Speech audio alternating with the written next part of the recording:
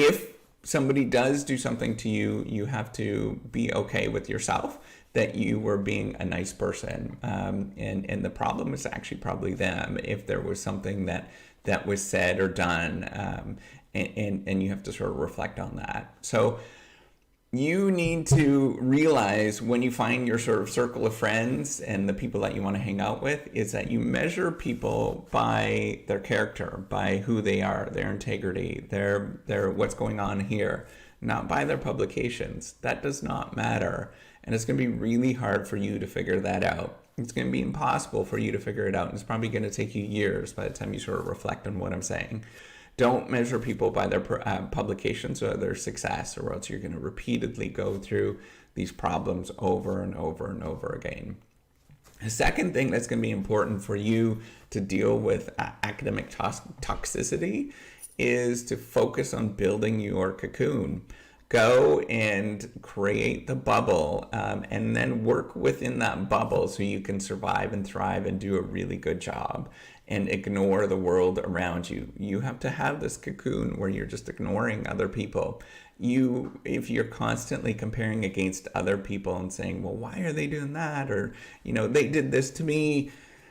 Your focus is too much on them and not enough on you, and focusing on the cocoon that you're in and focusing on that little tiny area that you love to play around in. Now, the third thing, and I think this is related to all of these things, is just, don't trust people.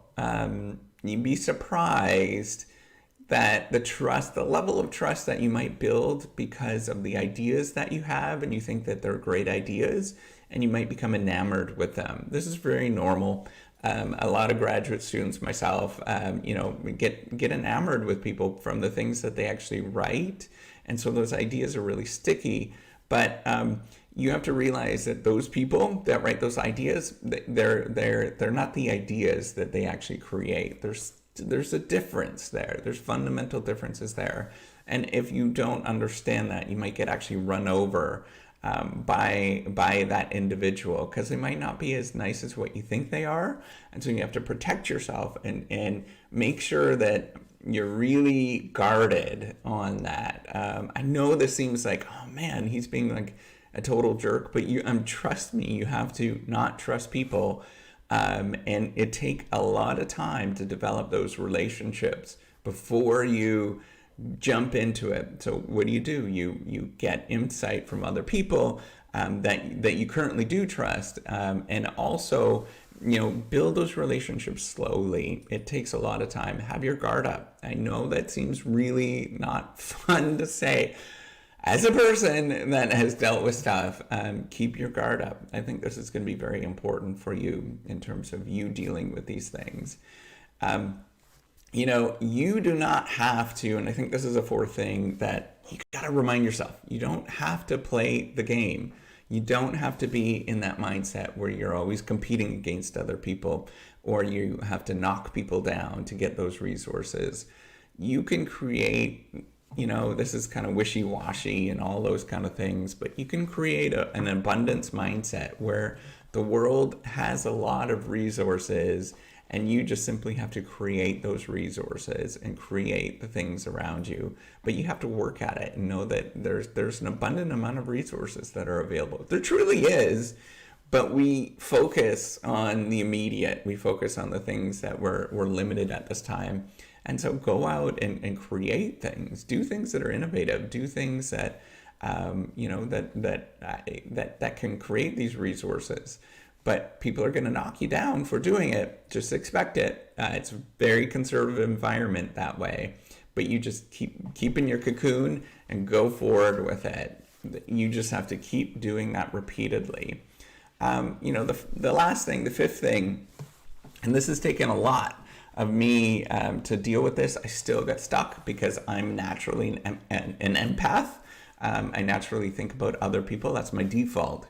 So, but you need to stop worrying about the people that you're interacting with and start loving yourself a lot more than those other people. I know that seems very selfish, and a lot of you might naturally gravitate towards that anyways, but those people that are watching this, if you're watching this at this moment, you're probably not that person. you're probably the person that's actually being very toxic. Because you're churning through resources and other people don't understand that. And they can't figure it out. So those people will never watch this video. They just will not self-reflect on that.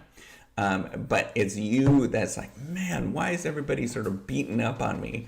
Well, that's because you're worrying too much about them, and you need to just simply worry about yourself, get in that cocoon, be a good person, and kindness is going to win in the long run. I guarantee it. You just have to keep doing it time in and day out, and just be that kind, good, decent person.